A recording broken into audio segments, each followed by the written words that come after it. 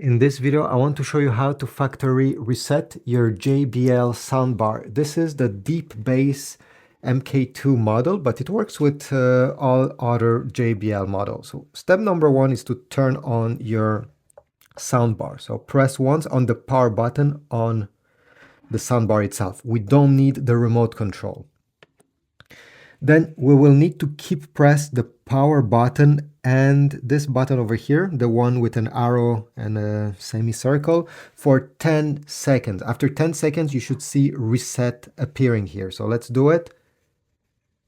Okay, I'm currently pressing these two buttons and I will stay like this for 10 seconds and you'll see the result at the end. Almost there.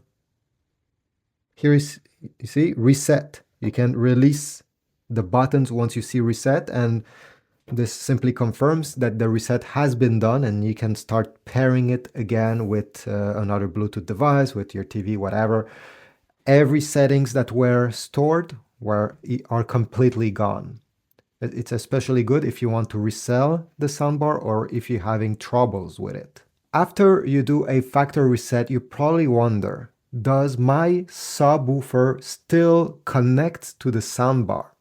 Well, if we take a look on the back over here, white means that it's connected, and yep, they're still connected. If I turn off the soundbar, you're gonna see the subwoofer going into sleep mode, and if I turn it on, it will turn on. So no matter if you factory reset or not your soundbar, the subwoofer will still stay connected.